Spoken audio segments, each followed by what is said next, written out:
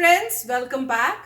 तो आज का जो वीडियो है उसका टाइटल है Kangana Ranaut reacts to Mukesh Bhatt comparing Sushant Singh Rajput to Parveen Bobby.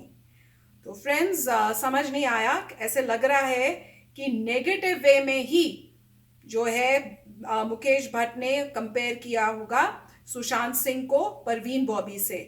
और जहां तक मुझे पता है, यस फ्रेंड्स, मुझे इतना पता है कि परवीन बॉबी का ये बोला जाता था कि उनको कोई मेंटल प्रॉब्लम थी जिससे उनको लगता था कि कोई उनकी जान के पीछे है, कोई उनको मारने वाला है। तो ऐसे लग रहा है मुझे, मैंने वीडियो नहीं देखी, पर इस से मुझे यही लग रहा है कि हो सकता है मुकेश भट्ट यही एक्यूजेशन कर रहे हो और बोल रहे हो कि सुशांत सिंह राजपूत जो है उनको भी यही प्रॉब्लम है। पर ये मैं गेस कर रही हूँ, वो तो वीडियो देख के हमें पता चलेगा। तो फ्रेंड्स, देखते हैं आज का वीडियो और पता करते हैं एग्जैक्टली क्या हुआ। और अगर ऐसी बात है और कंगना रनौत ने फिर से एक स्टैंड लिया और खड़े होके बोला तो कमाल की बात है, क्योंकि ये एक स्ट्रांग लेडी है पूरे बॉलीवुड में। मैं कहूंगी ये इकलौती ऐसी स्ट्रांग लेडी होंगी जो पूरे बॉलीवुड में करेक्ट के ऊपर, जो बात ठीक है उसके ऊपर खड़ी होती है, निडर है। तो चलो फ्रेंड्स, देखते हैं आज का ये वीडियो। कंगना रनौत का एक बार फिर आया शॉकिंग स्टेटमेंट। कंगना ने लगाई मुकेश भट्ट की जमकर क्लास। सुशांत सिंह राजपूत पर दिए मुकेश भट्ट के स्टेटमेंट से आग बबूला हुई कंगना रनौत। कंगना ने इंडस्ट्री में फैली गंदगी को एक्सपोज करने की खाई कसम। आखिर क्या कहा कंगना ने, आइए जानते हैं। ये तो कंगना रनौत और सुशांत सिंह राजपूत ने कभी साथ में स्क्रीन पे शेयर नहीं किया, लेकिन इन दोनों में काफी सिमिलैरिटीज है। दोनों ही छोटे शहर से एक ख्वाब लेकर मुंबई आए और दोनों ने ही एक्टर बनने के सपने को पूरा किया और इंडस्ट्री में अपने शानदार काम के दम पर न सिर्फ एक मुकाम हासिल किया, बल्कि कम समय में ही दर्शकों के भी फेवरेट बन गए। इनफैक्ट सुशांत ने एक बार ये भी कहा था कि वो कंगना के साथ काम करना चाहते हैं। उन्होंने कंगना की तारीफ करते हुए कहा था, I want to work with Kangana Ranaut because she has a lot of potential and is an amazing performer. अब लोगों का सुशांत और कंगना को एक साथ बड़े पर्दे पर देखने का सपना भी अधूरा ही रह गया। लेकिन फिलहाल सुशांत के जाने से एक नई जंग सोशल मीडिया पर छिड़ चुकी है और सब सुशांत के मौत को लेकर तरह तरह की बातें कर रहे हैं। वही रिपोर्टेडली मुकेश भट्ट ने सुशांत के बारे में ये कहा था कि उन्हें एहसास हो गया था कि सुशांत के साथ कुछ बुरा होने वाला है और कि वो परवीन बाबी जैसे बन रहे थे। मुकेश भट्ट की इन बातों पर भड़की कंगना रनौत। उन्होंने कहा, Mukesh Bhatt is now claiming that Sushant was heading the Parveen Babi way, but what they did to Parveen Babi everybody remembers. Kangana ने आगे कहा, also after Mahesh Bhatt met with Hrithik Roshan, post our relationship went downhill. He went on record and declared that whatever proof Hrithik has shown him, he has seen a tragedy in the making. Referring to me, he also declared that a tragic end is very near. I wonder what made him say it. It's been 4 years and no tragedy took place. Why was he sure that there is a tragedy on the anvil? Why was he so sure that my end is near? Now his brother is jumping into this whole thing and claiming that Sushant was turning Parveen Babi. Who is he to say that? Sushant was a rank holder. He also left a scholarship from Stanford University to pursue his dreams, something that Bhatt children cannot even think of. Exactly. Tomorrow, if their children hang themselves on the roof and somebody jumps up and comments that it just happened because they were becoming like Parveen Babi, I want to see how they feel about it. Sushant and I had never interacted. At least I don't remember it particularly, but we had many close friends like Sandeep Singh and Kamal Jain. There were many people who were so close to Sushant. I pretty much knew what was going on in his life because they were very fond of him and very close to him. In fact, when this news came to me, I immediately called Kamalji and I asked, Kamalji, what happened? Do you know anything? इस conversation को याद करते हुए कंगना ने आगे कहा, Kamalji told me that he had spoken with Sushant last Monday and he was very disturbed. He mentioned that he had never spoken like that before. He had told Kamalji, make a big film with me, yaar. I have given Chichore, I have given a hit film, but I still don't have any big films. I don't have the work I want. Kamalji assured him to do something together once the lockdown is lifted. They were supposed to meet on Thursday, but then this happened. So clearly he was anxious about work and he was anxious about the way people have cornered him. Sushant के journey के बारे में भी कंगना ने की बात और कहा, When I started out, I had known how Sushant had a contract with a very big production house. He was the first choice for Ram Leela and he was the first choice for Bajirao Mastani. he could not work for those films which went on to become very big hits. Then of course, he had a certain attitude he didn't like, sucking up to people. Also, he was very vulnerable. In every interview, he mentioned that he didn't know how to express himself, and that even as a kid, whenever he went out and saw people looking at him, he didn't know what they were thinking about him, so he became very studious. Same is with this industry. What gets mean and unfair is that in this last few posts, he was literally begging people to watch his films. आगे कंगना ने सुशांत को कई stars के साथ compare भी किया और कहा, I felt I was in the same place during Manikarnika. It was either do or die. Why is that with us? Why are we being pushed to a point where it becomes a do or die situation for us? I feel after giving a super hit, a huge hit like Chichori, it's okay for him to give a few films that don't work as much. If Salman Khan can bounce back after Tere Naam through Wanted, or after Sanjay Dutt had disappeared into addiction and many other things, he bounced back in Munna Bhai MBBS. Why is it with us like, after I gave Tanu It's Manu and Queen with Rangoon, I was declared finished. I felt the same pressure and I made it through with Manikarnika. But after Chichori, he confided in friends that he doesn't have any work. How does that work? I think it's very sad the way people are cornered. And of course, he had a fallout with the biggies, which is very open.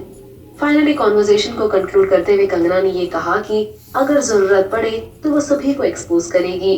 उन्होंने कहा, everyone knows how they ganged up to corner him. Everyone has seen. I am ready to talk about it openly. If the investigations are done, I will speak about it openly because there's enough proof in the media. Everyone knows who are the ones who ganged up on him. Well, Kangana तो सभी को expose करने के लिए बिल्कुल तैयार है और सुशांत के चले जाने पर कंगना काफी अपसेट भी है.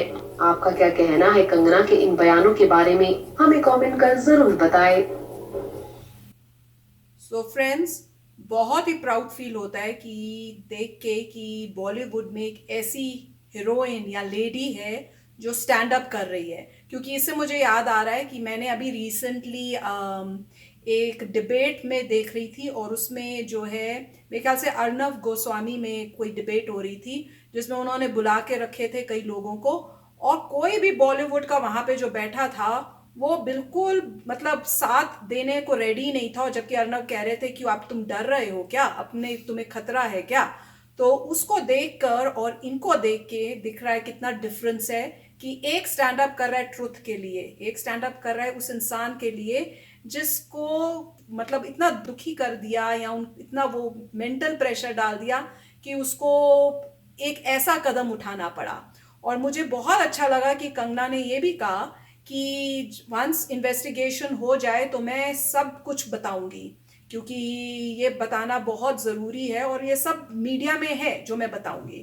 तो बहुत ही बढ़िया बात है कि कोई तो खड़ा हुआ क्योंकि लड़ाई के लिए जब एक खड़ा होगा तो साथ में और लोग आएंगे और ये जो भी गलत काम जो हो रहा है बॉलीवुड में वो स्टॉप करने के लिए किसी को खड़ा होना पड़ेगा, नहीं तो ये चलता रहेगा. तो मतलब इसमें इतना नहीं उन्होंने बताया कि मुकेश भट्ट ने एग्जैक्टली क्या बोला और पर हिंट मिल रहे थे कि क्या बोलने की वो कोशिश कर रहे थे. तो बहुत मतलब देख के अच्छा लग रहा है कि लोगों के अंदर उस टाइप से गुस्सा है कि जो हुआ वो गलत हुआ है और उसको स्टॉप करना पड़ेगा. क्योंकि और भी कई ऐसे यंगस्टर्स हैं जो उनकी ड्रीम है एंटर करने की इस इंडस्ट्री में, पर अगर वो ऐसी चीज़ें देख रहे हैं और हम बिल्कुल नहीं चाहेंगे कि उनके साथ भी ऐसी चीज़ें हो. तो एक इंसान जो है वो खड़ा हुआ है इस फाइट के अगेंस्ट और लग रहा है कि पुलिस इन्वेस्टिगेशन चल रही है तो पुलिस अपनी ड्यूटी कर रही है. तो जल्द ही हमें पता चलेगा कि क्या नतीजा निकला है. पर कंगना रनौत ने हर बारी दिखाया है कि जब भी कोई ऐसी बात होती है वो ज़रूर जो उनको ठीक लगता है उस पर ज़रूर बोलती हैं. तो देखिए जो कितनी सारी बातें उन्होंने कही थी उनमें से एक बात ये थी कि जिसमें वो बार बार स्ट्रेस कर रही हैं, वो ये कह रही हैं कि सुशांत सिंह राजपूत जो हैं उन्होंने जो उनकी रैंक थी स्टैनफोर्ड यूनिवर्सिटी में, मतलब उन्होंने स्टैनफोर्ड यूनिवर्सिटी में अप्लाई किया होगा, उनको स्कॉलरशिप मिली थी, कोई अपॉर्चुनिटी आई होगी उनको ज्वाइन करने की, बट उनको लगा कि स्टैनफोर्ड में नहीं जाऊंगा, मैं एक्टिंग करूंगा. ठीक है, ये बात तो ठीक है, मगर उसके बाद वो ये कहती हैं कि जिन डायरेक्टर ने उनको बोला है, ये कमेंट दिया है, मुकेश भट्ट कह रहे हैं उनके अपने बच्चों की कितनी एबिलिटी है।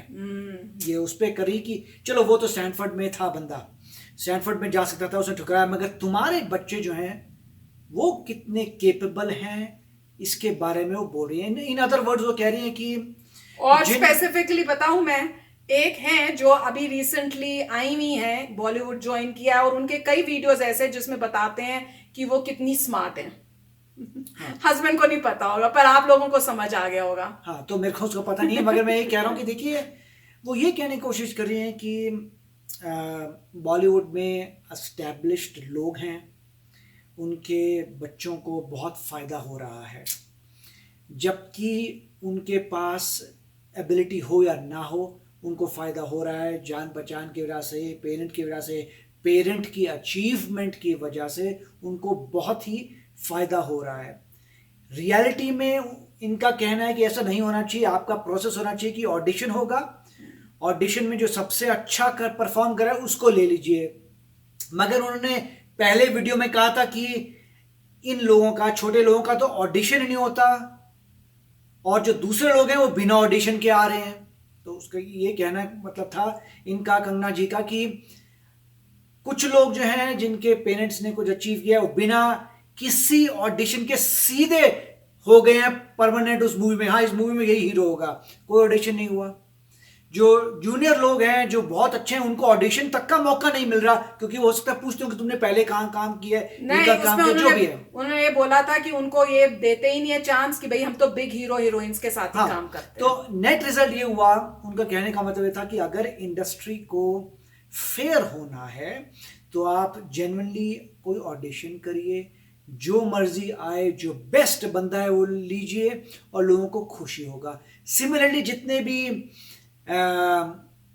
शोज अमेरिका से इंडिया गए हैं, जैसे अमेरिकन आइडल था, या तो उन सब, या जितने भी टैलेंट शोज हैं गाने बजाने वाले, उनमें हर सिटी में होता है नॉर्मली। से अमेरिकन आइडल है सिटी में, जैसे कर रहे हैं, हमारी सिटी में कर रहे हैं, न्यूयॉर्क सिटी में कर रहे हैं, शिकागो कर रहे हैं, लॉस एंजल्स कर रहे हैं, वहाँ पर सिंपल प्रोसेस है। वो बोलते हैं देखिए जी ये ऑडिशन का टाइम है, कोई भी आ सकता है, लाइन लगी होती है उनके स्टूडियो से बाहर, दूर दूर तक लाइन जा रही होती है, एक एक करके ऑडिशन हो रहा होता है, लोग गा रहे होते हैं और बोल रहे हैं नो नो यस नो, जल्दी जल्दी ऑडिशन कर रहे होते हैं। सबको मौका मिलता है ऑडिशन का, क्योंकि फेयर होना पड़ेगा। फेयर नहीं होंगे तो यूएसए में उनके ऊपर लॉ सूट भी हो सकता है कि आप अनफेयर है, आपने कैसे किया। सो सिस्टम बहुत, मतलब जुडिशरी इन्वॉल्व होती है, सिस्टम इन्वॉल्व होता है कि आप फेयर रहिए, आप ऑडिशन करिए। और जब कोई जीतता है तो सब लोग बोलते हैं हाँ वाकई मुझसे बेटर था भैया, इतना अच्छा ऑडिशन जो दे रहा है, जबरदस्त है बंदा ये। तो उस तरीके से प्रोसेस होना चाहिए मेरे ख्याल से कि ऑडिशन हो रहा है, जो अपने बल पे, जो अपने एबिलिटी पे जीतता जीते। ठीक है, आपके पेरेंट कोई बात नहीं, मगर आप अगर जीत गए, ऑफ कोर्स अगर आपके पेरेंट अच्छे हैं तो आपको वो मेंटोर कर सकते हैं, आपको सिखा सकते हैं, तो आप जीत सकते हैं, वो ठीक है। अगर आप उस ऑडिशन में जीतते हैं तो बहुत बढ़िया है। तो मेरे ख्याल से नेट रिजल्ट वहीं पर ही आ रहा है, जैसे कह रहे हैं कि वो उनकी हिट हो चुकी थी, परंतु क्योंकि वो किसी ग्रुप में नहीं थे, उनको निकाल दिया गया उन चीज़ों से। दैट्स द रीज़न, वही मेन कारण है कि उनको डिप्रेशन हुआ और बुरा लगा। तो अब जो भी अच्छी बात यह है कि ये आवाज़ उठा रही हैं, ये आवाज़ उठा रही है, लोगों को अवेयर कर रही हैं, जिससे अवेयरनेस आए। और इनमें से कुछ लोग डेफिनेटली ऐसे होंगे जो सच्चे हैं और इंटेलिजेंट हैं। डेफिनेटली हर जगह पे कई लोग हमेशा होते हैं जो अच्छे होते हैं, जो देखते हैं कि हाँ मेरे को फेयर होना चाहिए, और वो लोगों को बोलेंगे देखो भैया मैं एडिशन करूंगा, हर बंदा आएगा रेगुलर की तरह, जो बेस्ट दिखाएगा मैं उसको ले लूंगा, एंड ऑफ स्टोरी, मुझे फर्क नहीं पड़ता तुम किसके बच्चों के। कई ऐसे लोग होंगे जिन्होंने अपनी लाइफ में ऐसा जिया होगा, उनको लगा, और जैसे जैसे उम्र होती है तो इंसान सोचता है अपनी मौत के बारे में, और कई लोग सोचते हैं यार मैं वो नहीं करूंगा, मैं सच्चाई से जीऊंगा, ये करूंगा। तो आई होप कि, और यही वो कोशिश कर रही हैं कि she is hoping, Kangana Ranaut जो सोच रही हैं वो होप कर रही हैं कि चेंजेस आए, अच्छी हो इंडस्ट्री, तो अच्छा मैसेज है उनका। मतलब अगर लाइटर मोड से मैं उसी तरीके से देखूंगा कि उनका एम ये था कि अच्छाई करें, जहां चीजें गलत हैं उनको ठीक करें, इस अपॉर्चुनिटी को लिया जाए टू मेक रिफॉर्म्स। सो अच्छी वीडियो थी। तो फ्रेंड्स, बहुत अच्छा मैसेज है इसमें, बहुत ब्लंटली क्लियरली उन्होंने बात की है। तो बहुत मतलब अच्छा लगता है कि कोई ऐसा है जो खड़ा होके सबको बता रहा है कि ये चल रहा है। तो चलो फ्रेंड्स, चलते हैं, मिलेंगे नेक्स्ट वीडियो में जल्दी। Till then take care and bye bye. तो अगर आप मेरे इस चैनल पे नए हो तो जल्दी से सब्सक्राइब के बटन को हिट करो और बेल आइकन को क्लिक करो, ताकि आपको मेरा जब नया वीडियो मैं लगाऊं आपको उसके बारे में जल्दी से पता चल जाए।